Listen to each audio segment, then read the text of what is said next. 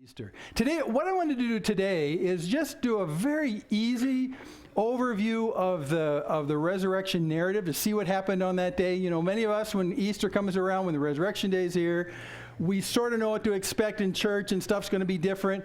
But when that Sunday came around in the first century, really almost nobody was expecting it. And it unfolded very undramatically, but in spits and spurts, it sort of did this thing. It finally came out. So what I want to do is overview that and then look specifically at a couple of people in the narrative on that first day. So we're just going to look at it and see if we can draw some conclusions, because there's more than meets the eye. This is a picture by James Jacques Tissot, a famous painter in the 19th century. This is his speculation of what Jerusalem looked like back in the time. It's not a bad speculation, because he based this on what he saw back in the 19th century, and then he added some stuff for the temple right here. And this is the eastern wall. We're actually standing, this perspective, we're standing like with a camera in our hands, and we're facing the southwest. So that's what it is. This is the eastern side of the city, and we're actually hovering over a small valley right below us, and that's the Kidron Valley, through which Jesus went to go to the Garden of Gethsemane and all that kind of stuff. So anyway, that's where we are. And to make this story go, we need to actually start not when it's daylight, but actually when it's dark. So let's go dark right here. And one of the Gospels says that it was still dark, dark, not dawn, dark. It was dark when the first person came to the tomb.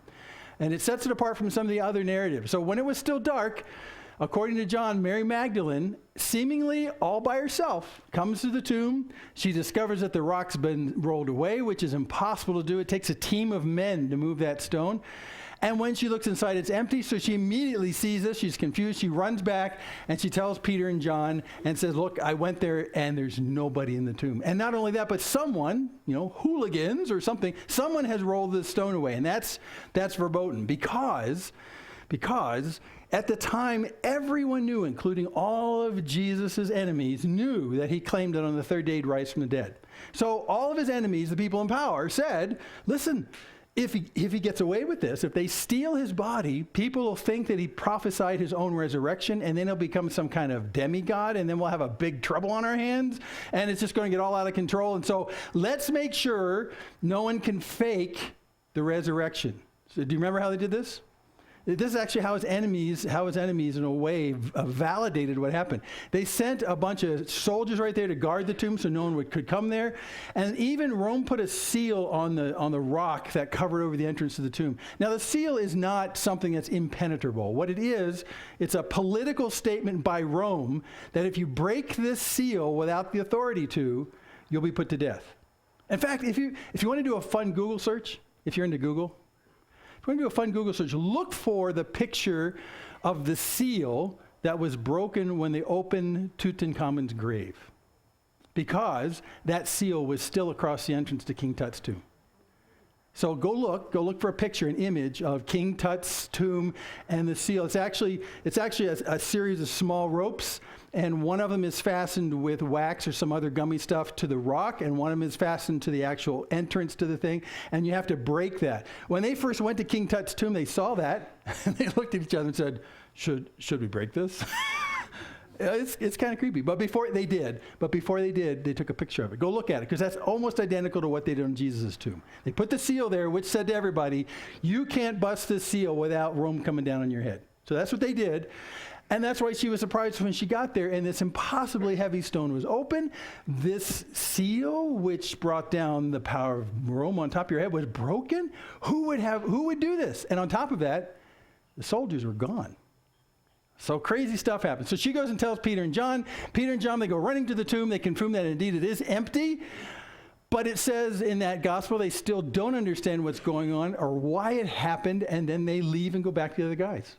They just confirmed what she saw. It says in that passage in John, they believed, but they didn't believe the resurrection. They just believed Mary at that point. And she said it was empty. So they're confused. John goes on and says they're confused, don't know why this is going on.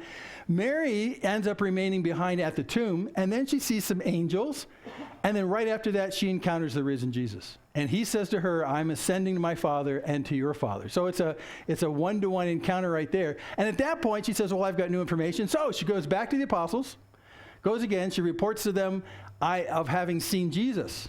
Not just an empty tomb, but I've seen Jesus. And their response is, yay! The other response is, I don't think so.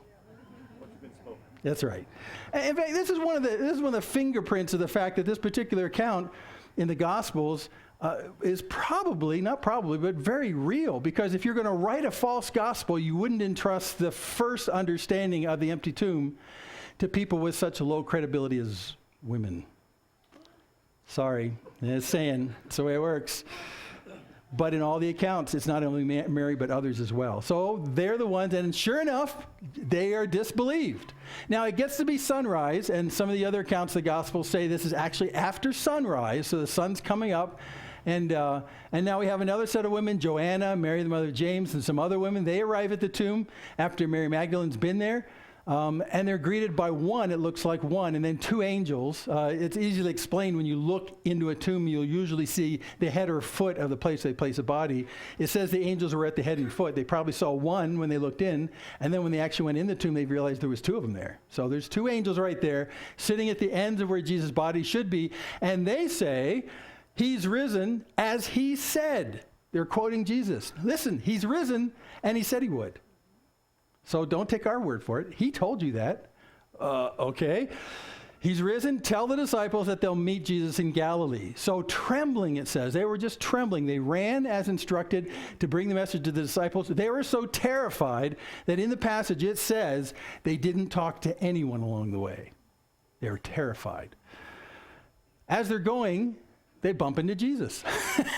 They encounter Jesus, and he says, rejoice! And then they end up worshiping him right there. They fall at his feet. And then they move on joyfully. They go back, and they still report all these things to the disciples.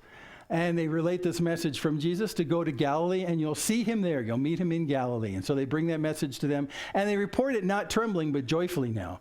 So that's how it goes. Now, the disciples think that this is an idle tale. It's a very soft version of what they really said this was. It's think of something as horrible as a piece of gossip that looks really bad against somebody. I mean, just something where you just will not believe it. It's an idle, gossipy tale that's told, and everyone loves to hear it. Many talk shows, daytime talk shows are based on this. just crazy stuff. They said, you're speaking crazy stuff. After all, you are just women. It's so dumb. What Linda said, that's so dumb. And it is. It is. But think about it now. The first people to have seen Jesus are all women, and nobody's believing them. So what's the point, really? Why don't you put someone really, really with lots of credibility, like Peter? No, he blew his credibility just earlier when he denied Jesus 3 times. So the women actually they're good choices for this. So then that's the morning. Then you get up to lunchtime, and nothing happens. According to the Gospels, that's all that happens before lunchtime on Resurrection Day. And it's quiet. And they've given their report to all the disciples who are still trembling for fear that they're going to get crucified if they out themselves as being a follower of Jesus. They're still behind closed doors, scared to death. The women are running around saying, oh, no, we've seen him. He's risen. They go, yeah, right. And they just trembled behind closed doors. And that went on through the late morning, through lunchtime, and then into mid-afternoon, say like 2 or 3 o'clock in the afternoon. Nothing else happened. And I think the apostles figured that with the every hour that would go on after those idle tales from the women, all the hours that went after that, and Jesus didn't show up, then sure enough, that proves that it was just idle tales by the women. They're just overcome with emotion after all. They saw things that wasn't really true. And I hope the Romans don't arrest us too. That's how it was up to about 2 or 3 in the afternoon. Until this happened, and this is what we want to look more closely at today. That very day, 2 of them were going to a village named Emmaus, about 7 miles from Jerusalem, and they were talking with each other about all these things that had happened. And while they were talking and discussing together, something happened. Guesses? A stranger. So here they are. This is one of my favorite pictures of that. While they're doing this, they're discussing together. Jesus himself drew near and went with them, but their eyes were kept from recognizing him. So see this? He's with them, and he's walking with them, but they don't recognize him, and they're talking about what had happened there. And he said to them, this is Jesus talking to them, so what is this conversation you're holding with each other as you walk? And they stood still looking sad, because they were really dejected about what had happened that day and over the weekend. And then one of them, named Cleopas, answered, Are you the only visitor to Jerusalem who does not know the things that have been happening here in these days? Are you the only guys that are clueless? Now you got to remember, this is Passover weekend. There are millions of people in the small town of Jerusalem. Millions. It's packed. It's standing room only. It's shoulder-to-shoulder kind of stuff. And this big event with the crucifixion of Jesus is front page news all over town for that entire weekend. Front page. And so as these guys have been witness to that stuff and they're walking out, and it seems that Jesus is also leaving town like they are, they presume, well, you were in town and you missed this? What, were you sitting in a closet all weekend? I mean, what? It was a very public event. And he said to them, what things? You got to laugh a little bit. He didn't lie. He said, no, I don't know what's going on. Because he knew what was going on. He said, what things are you talking about? And so they answer. They said to him, well, concerning Jesus of Nazareth, a man who was a prophet, mighty in deed and word before God and all the people. They're not even sure he's necessarily the Messiah at this point. There were crowds that cheered him when he came into town a week earlier saying, you are the Messiah.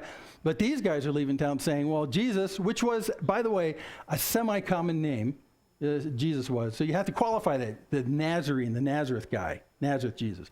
He's there. He's a prophet, mighty indeed in word before God and all the people. And how our chief priests and the rulers delivered him up to be condemned to death and crucified him. Now see, the chief priests, those guys couldn't kill Jesus, but they wanted to have him killed. So they realized the best way to do this is, if you can't do it yourself, use Rome. So remember Pontius Pilate, he's a Roman representative, and so they go to him to try and tell him, listen, this guy is not only our enemy, but he's your enemy, and he's the enemy of Caesar. So if you have a job to do for Caesar here, you better kill him. That's what you got to do, because they couldn't do it legally. They couldn't do it legally. And of course, at the end of a couple times of interviewing Jesus, Pontius Pilate says, I don't see any problem with this guy. And he goes out in front of the crowds and washes his hands of it. But he says this, I'll tell you what we'll do. We'll just beat him up a little bit. And then the crowd say, not enough. You got to beat him up, and then you got to kill him. And then Pilate goes, well, let's see. My charter from Rome is to keep the peace here. I have all these people around me telling me I need to kill this guy. If killing this guy will keep the peace, that's my job. And so he's crucified. Not because Pilate necessarily hated Jesus, but because he was trying to please the crowds. He was a man pleaser. So they crucified him. But, and here's where you see their heart on their sleeves, but we had hoped that he was the one to redeem Israel. We had hoped. They'd lost that hope. Why?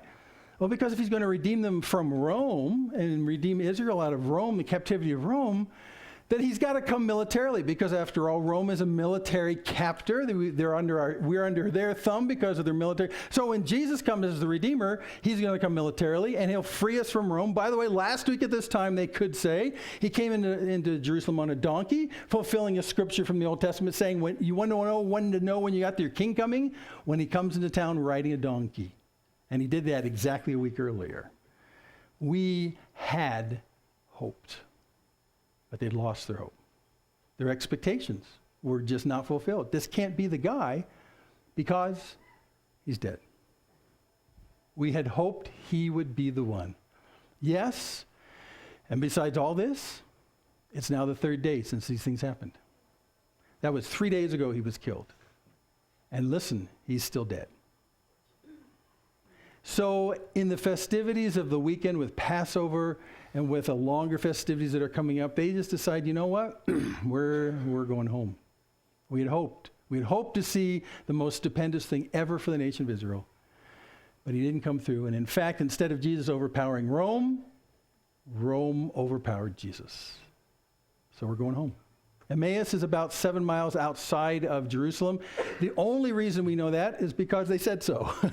We haven't been able to find where Emmaus is, because even by the words it uses, it's a small village. The remnants of a small village probably won't still be around 2,000 years later. But we do know 7 miles, and that's a good clue for us in a minute about something important. So they're walking away, and Jesus is hearing this woeful tale. And then they bring the bombshell. Moreover, they say, some women of our company amazed us. some women, this is not a pejorative, but he's just not naming it, some women amazed us. Now he doesn't, see, he could have said something remarkably different. Some women came and brought us an amazing tale, and we believe that. We can't wait for what's going to happen next. He doesn't say that. They're clearly in disbelief. So some women came and basically said some astonishing things. Women. This is how he's saying it right here. They amazed us. What did they say? Well, they were at the tomb early in the morning, and when they did not find his body, they came back saying that they had even seen a vision of angels who said that he was alive. This is, when you go to, when you see courtroom dramas on TV, it's always, he killed them. No, you don't say he killed them. He allegedly killed him. These guys are saying allegedly is how he's saying this. That's the way he's talking about this. They came back. This is what they say. That's what they said. He was alive. Sure.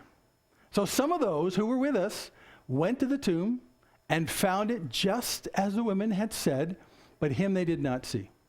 So he goes as far as saying, okay, we sent 2 men to the tomb, and they confirmed that there's no one in the tomb. But they didn't see him. See how they're saying this? They didn't see him. But they saw the tomb was empty. So we can't explain this. But Jesus being alive, the women claim it, but our guys. And we sent, they don't say this here, but this is the truth. They sent 2 of the big dudes. They sent Peter and John. Right? And especially Peter had kind of a growing influence on the disciples at the time. So he was a semi-leader of them. They sent those 2 guys, and they came back and said, well, it's true, the tomb's empty, but let's just kind of keep our heads down because we might get crucified too, and I don't know what happened to the body. Ah! And so they were scared. All 4 Gospels tell about the fact that these guys had totally lost their courage, and they were hiding in the dark all over town. Good luck for any movement coming out of this. That's the point right here. Well, and he said to them, this is Jesus' response to them, "O foolish ones, and slow of heart to believe all that the women have spoken." No, he doesn't say that. All the prophets have spoken. He knew they'd just get defensive and kind of wouldn't listen to him. But he's making a point right here. Listen, you guys have read the prophets. Now, when they say prophets, when the Jewish say prophets, they're thinking about the last third of the Old Testament as we know it. Guys like Ezekiel and Jeremiah and Isaiah and all those kinds of guys. Those guys, the ones who spoke from God in that particular sense, they didn't run a church. They just spoke for God. Anyway, he's saying, you guys are foolish because you didn't believe what they said.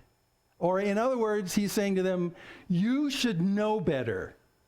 You should know better.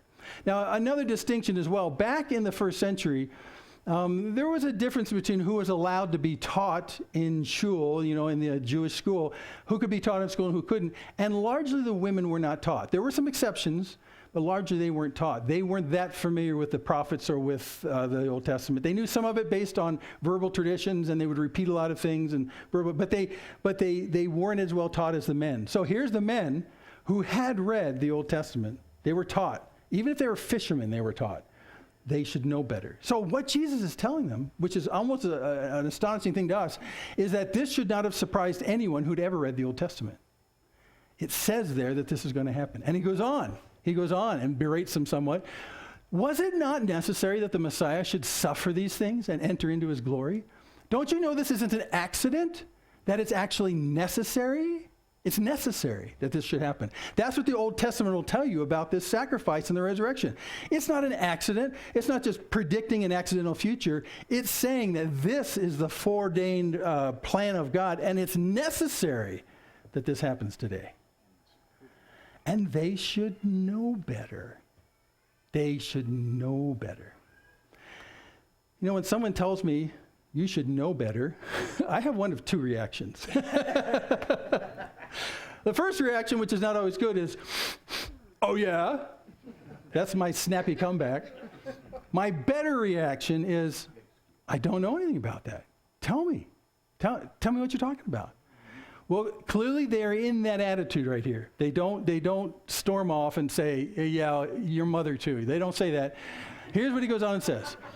And beginning with Moses and all the prophets. Now, Moses is the books of Moses, the first 5 books of the Bible, maybe plus a little bit more, but the first 5 for sure, Genesis, and Deuteronomy, and all the prophets. With those, he interpreted to them in all the scriptures the things concerning himself. So they were in the better second attitude, not, oh yeah. They were in the, what? And so he took the time to teach them. Now, how long did he have to do this? Well, if he intersected them as they were leaving Jerusalem, 7 miles, you know how long it takes to walk 7 miles? Yeah, if you run at a healthy or walk at a healthy pace, you're doing 3 miles an hour, maybe 3.5 miles an hour. If you're really dejected and you're kind of depressed, you're probably walking 2 miles an hour. So this is like a 2, 3, 3.5, 4 hour walk. And so Jesus doesn't run out of material, it sounds like. He uses the time to say, let me tell you where this event shows up about the Messiah. I got time, you got time, I got time, you got time, I got time. Let's talk about the Old Testament, what you should know that you're foolish for not believing. It's interesting, he doesn't say you don't know about it. He says you don't believe it. So I think all he has to do is mention certain passages, and they'll say, yeah, we've read that. Well, that means, oh. See, so he's doing this for this entire walk. In all the scriptures, the things concerning himself. So he used this time to say, listen, you're a fool for not having believed this, because this event that you yourself in the first person just experienced this weekend has been in that book for hundreds and sometimes thousands of years. And so you should know better. What?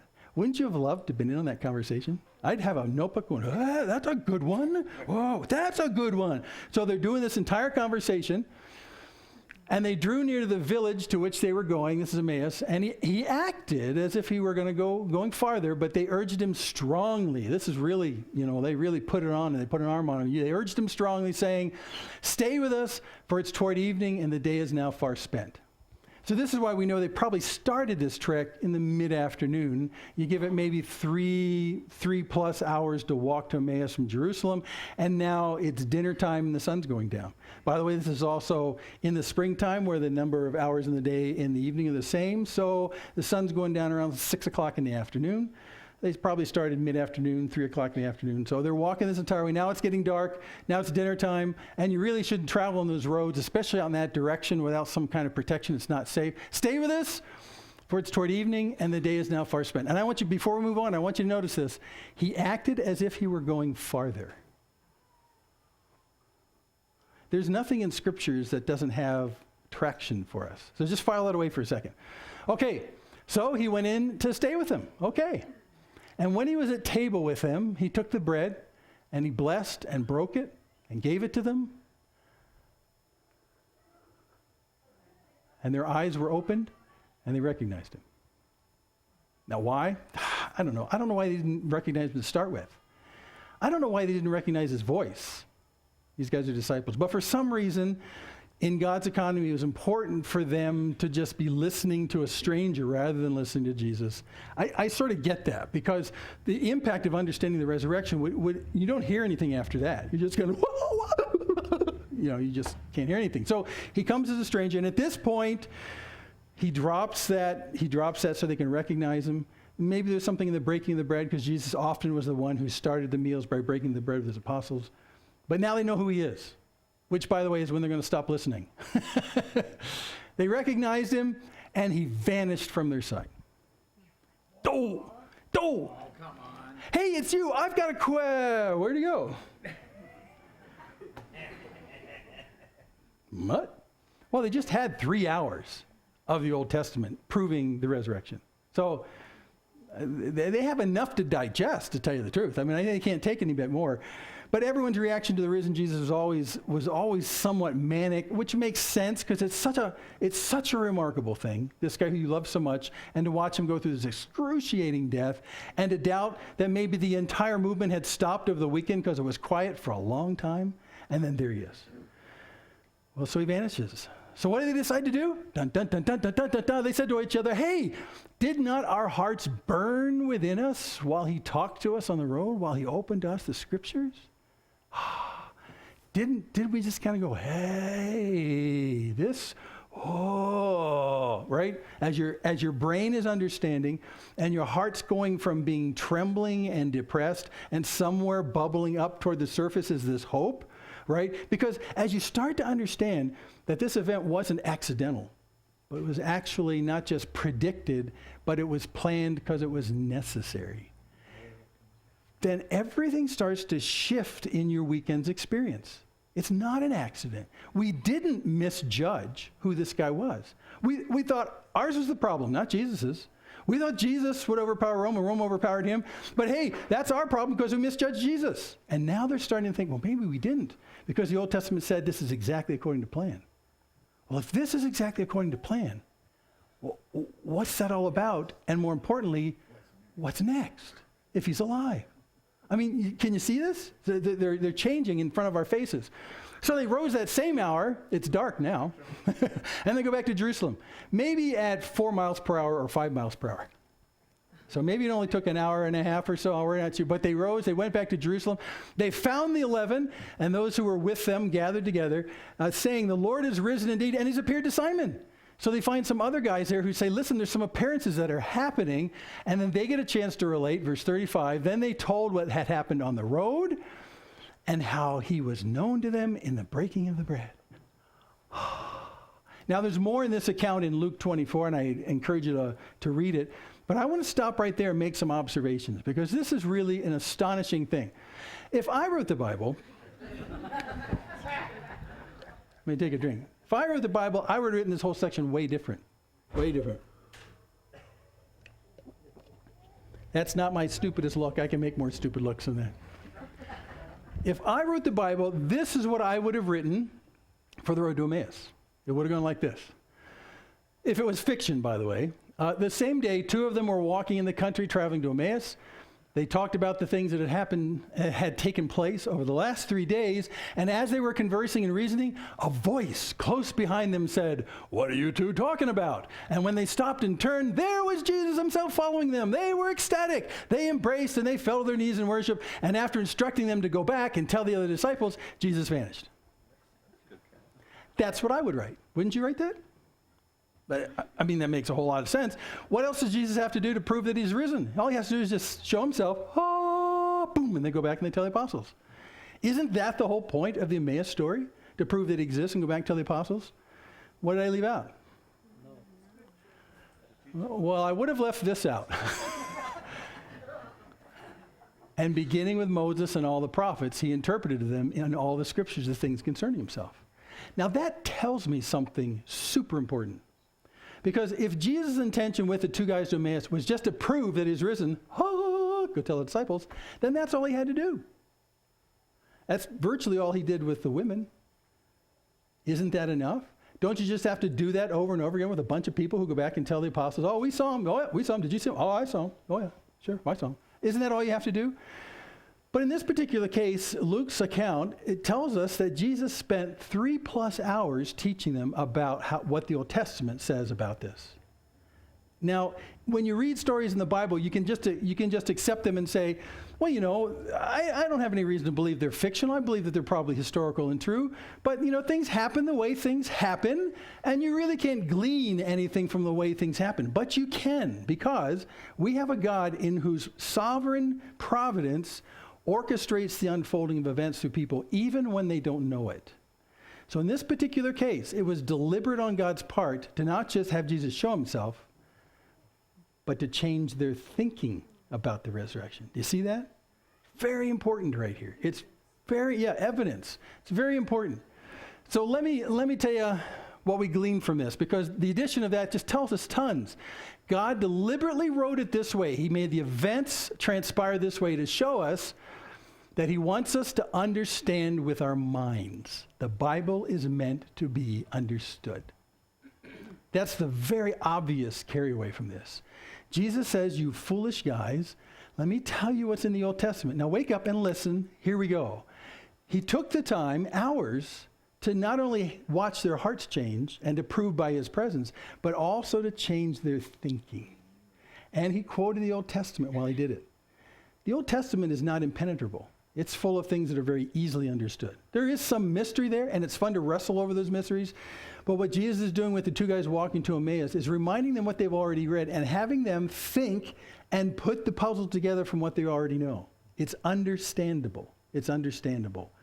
Notice he didn't, when it says what he taught them for those 3 hours on the road, it doesn't say that Jesus then pontificated on the unknown theology of the universe and how blah, blah, blah, blah, blah, blah. He doesn't do that.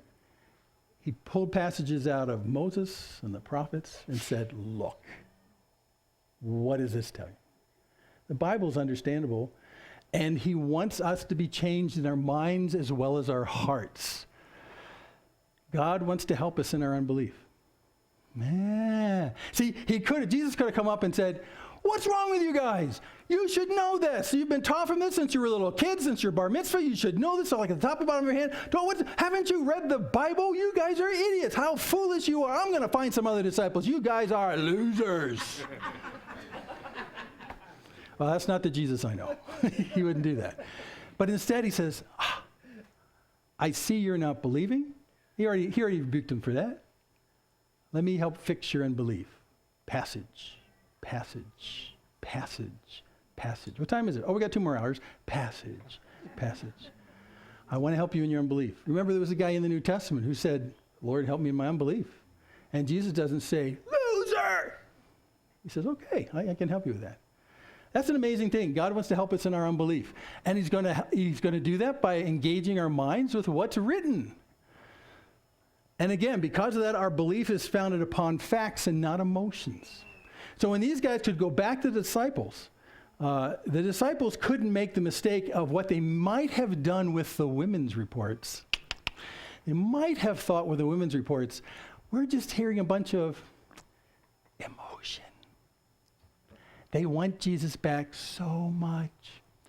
They think they actually saw him. Oh, it's a good thing I'm not made like a woman. I have a mind instead. Don't hurt me. I'm just kind of reflecting someone else's attitudes. I think that might have been where they drifted to. But when these guys came back and said, we've seen Jesus too, they go,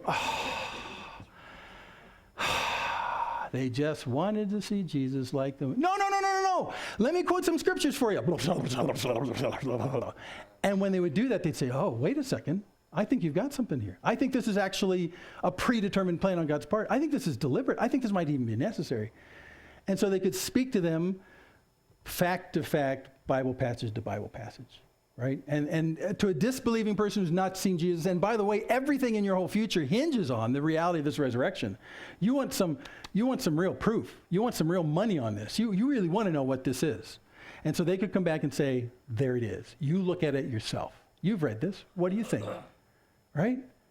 So he really wants to engage us, and he wants our belief to be founded not just emotional desires, but upon facts, by facts. The crucifixion and the resurrection were not accidental. They are anticipated for hundreds of years. How do we know that? Because it's in the Old Testament, not in the New Testament.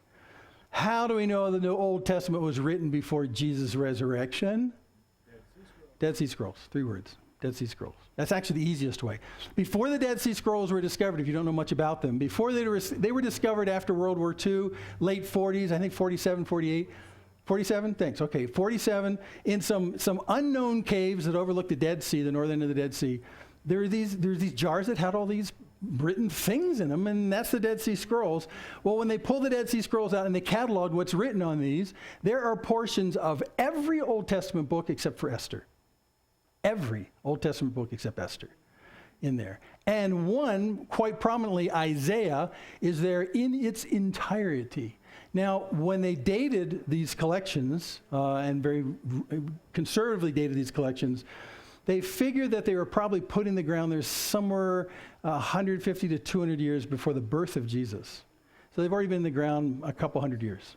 And no one disputes this. No one disputes this at all.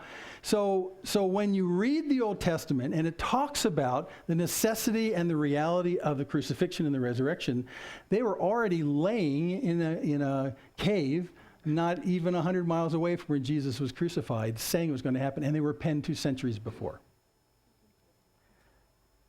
That's just fact. That's just fact. So there they are. Those things written ahead of time by the inspiration of God shows that the crucifixion and the resurrection were not accidental. They had been anticipated for hundreds of years. By the way, in the New Testament, when you hear some of the dialogue between Jesus and his apostles before he dies, he says, he relates this. He says, it's for this purpose that I was born. This is the plan, guys. This is the plan. He even told them he would die at the hands of the Gentiles. This is the plan. It's supposed to go like this. It's the plan. It's not accidental. Also, God's providence is not stopped by man's evil. That's a lot of big words. But providence is the way in which God influences the course of history for his desires without man necessarily knowing he's doing it. That's providence. Another way of saying God always gets his way. And you say, well, wait a second. How can God have his way in the timeline of history with all these fallen people doing all their crazy, fallen, sinful things? How is God going to guarantee that he gets his way in the end? Especially if it's free will, and it is. And the answer to that is, I don't know. I don't know how he does it. But we see issues of this all over the scriptures. One of the most prominent ones to me, we studied him several years ago, Joseph, the next youngest son of Jacob. Joseph, he gets sold into slavery by his brothers because they hate his guts, because he's wearing a really valuable, garish, nice gift from his dad all the time, and so they decide to get rid of him, but they don't have quite the guts to kill him because that's wrong. So they sell him into slavery instead. That's okay. They sell him into slavery. You remember the story? It's near the end of Genesis. He goes into slavery. He gets put into jail eventually. He gets put into the jail that's closely related to Pharaoh's court. He starts rubbing shoulders with guys who are not doing very well in Pharaoh's court. One of them gets killed, the other one doesn't. As a result of the fact that he's there and he has some voice in jail with the Pharaoh, Pharaoh, capital P, Pharaoh, in charge of the largest, most powerful military country in the world, he actually interprets some dream. Before you know it, Joseph is in charge. He's the chief operating officer of Egypt, while Pharaoh is the owner, basically. That's what Joseph becomes. And in that process and in that responsibility, he knows based on these dreams that a famine's coming. He needs to do something to protect the long-term health of Egypt. And he also brings back word to his family back outside of Egypt and Israel that this famine's coming. He becomes this guy who puts aside all this food. And in the end, because he has this position, he not only saves Egypt, but he saves his entire family. Wow, wasn't that lucky? No, that's providence. God got him to where he needed him to be through the injustice and evil of other men. He was in jail unjustly. He could have been standing at the bars of that jail along saying, "It's not fair!" And he'd be right, it wasn't fair. "I need to get out of here, I'm not even Egyptian, I get it out, no, it's not fair!" And he could do that and be bitter and become a nasty old guy, and that would be the end of that. But instead, somewhere through the process, he understood God's providence and understood that God always has his way, even in the face of the injustice and evil of other people. God gets what he gets, and we can't stop him. In the crucifixion, God got what he wanted, and in the resurrection, he got what he planned since the beginning of the universe. That's how deliberate, that's how providential this is.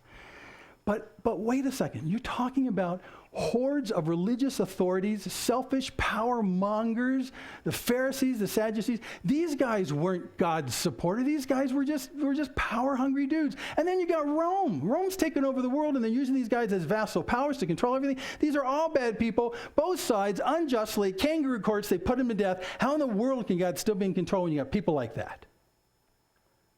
I don't know.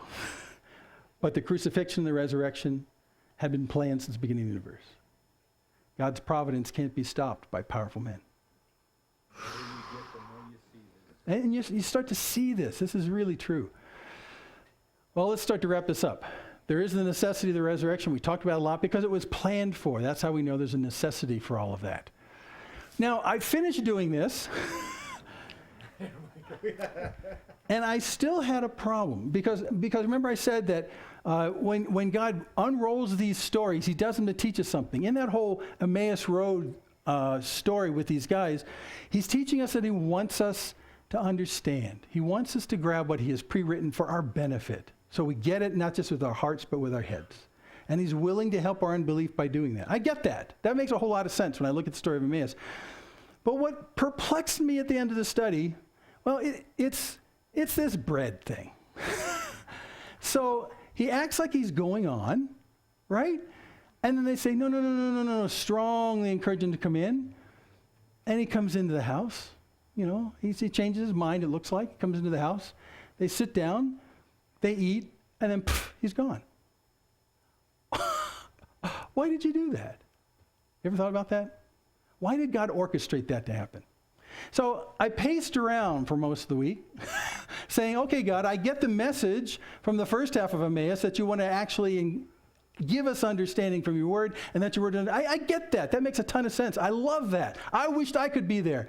But why did you go into this guy's house and have bread and just disappear? That seemed like really stupid. You knew that you could say. I mean, what? I'm pretty thick sometimes. and you're probably thinking, yeah, that's kind of an extra piece of nothing. Why would you ever do that? You know the conclusion I came to? Well, it's in the scripture, so it's true. I don't doubt the truthfulness of it. It's just that it was a deliberate thing done on Jesus' part. That's what bugs me. And I know that when he does something deliberately, he's doing it to tell us something deliberate. And this screamed out at me at the end of the week. God jumps at any invitation to break bread with us. That's simply all it is. That's simply all it is. When they said, come and eat with us, he's going, well, yeah. And comes in. It shows me a very human Jesus whose physical time on the earth was coming to an end. You know, these resurrection appearances, they were going to go on for some time, but he thought, I just got an invitation to break bread with these guys. I love doing this. Let's eat. And he goes in their house. Fellowship. Exactly. I mean, I felt like an idiot when this kind of banged on my head. Because that's clearly all it is. In the very simplest context, he's not fulfilling any kind of mystical prophecy from the Old Testament. He just got a great offer that he can never resist. Will you come and eat with us? Yes. It's the invitation. Isn't it incredible? I just felt like an idiot not seeing this for all week. And invite him in your presence. And he's eager. I was going to say he can never resist. Well, he can. He's God. But he'll jump at it. To this very day, if you go to him and say, can you spend some time with me? He'll say, well, I do have, yes. Yes. Yes. I do. I will. I love it. To this very day, your relationship with Jesus is exactly the same way. You don't have to break bread with him, but you can invite him into your presence, and as sure as he'll change his path like he did with the road to Emmaus, he'll come into your presence and say, yes, because this is my favorite thing to do, is break bread with you. I love it. I love it. Does this remind you of a verse, by the way? Revelation 3:20. Who said that? Gold star to Diane. Okay. There it is. Behold, I stand at the door and knock. This is Jesus talking. And if anyone hears my voice and opens the door, I'll come into him and eat with him and he with me. He wants to sit with you and have dinner. That's why at the end of the consummation of all things, it's couched as a gigantic banquet at the end of the universe, a gigantic banquet where all of us have a seat at this banquet. And he says, you know what? I have enjoyed so much breaking bread with you all when I was there physically. At the end of the universe, we're going to have one big blowout banquet. And I just love the fact that you all are here. This is this God we have. He just couldn't resist one more dinner. That's the way he is. Now, I'm going to have to quit right here because we're out of time. But what I want you to do is read on past this part, Luke 24. It's about the last third of Luke 24 after this. And I want you to see what he does with the apostles, because soon he's going to do an appearance with the apostles. And I want you to tell me next time what he does when he gets there. Okay, that's your homework. You do that? It's the last third of the last chapter in Luke. That's what it is. Just check and see what Jesus does when he goes back to the apostles. So here's this God who loves to dine with us, who loves to spend time with us, who loves to give us his time that we can eat with him and he with us. We can fellowship together. That's always been God's heart. And that actually is the reason for the crucifixion and the resurrection, so that we can be with him. You're not just saved from your sins. You're saved to an eternity of fellowship with him. Now and forever. And that's why the crucifixion and the resurrection are necessary. If you just die when you die, and if Jesus just died when he died, and there's nothing after that, then like Paul says, we are of the most people to be pitied. We're idiots. if there's nothing after this. But that's not what we see. We see that there's life after death. Because Jesus, there's life after death. And after death, Jesus continues to beckon us and say, hey, how about a big banquet at the end of the universe? And how about sitting with me and understanding my heart and me understanding your heart? And that's the kind of God we have. I want us to sing one last song right here. And we're going to sing Revelation song because this is what we'll do through all eternity. Worthy is the Lamb that was slain. Holy, holy is he. Sing a new song to him who sits on heaven's mercy seat. He now is risen on the right hand of God, and he's waiting for us to join him. For what? The banquet of all eternity. And I have a sneaking suspicion that he's going to start the banquet. I don't know. This is Jim's speculation. He's going to start the banquet by picking up a loaf of bread and breaking it. And we'll all say, I know that guy. I know that guy. Okay? Let's pray. Father in heaven, we thank you so much for these thrilling words. Oh, Lord, what it would have been like to be on that road to Emmaus. I mean, I just can't imagine it. And yet, you have done the miraculous by preserving for us your great word. And we can go back and we can look at these passages. We can marvel and shake our heads in delight. We can look and see how the God of the entire universe, the creator of the universe, has put into action a plan for our redemption, the purchasing us back, for our salvation, for setting us free, that started from the beginning of the universe and came to fruition on that day in Jerusalem. And now, like Paul says, with Christ we are crucified and buried with him, and then we also raised with him into new life. Oh, thank you for calling us to yourself, and thank you for making the offer to come and sit with us and enjoy dinner. You are so gracious to us, and we love you for this. Thank you for all this now in Jesus' name. Amen.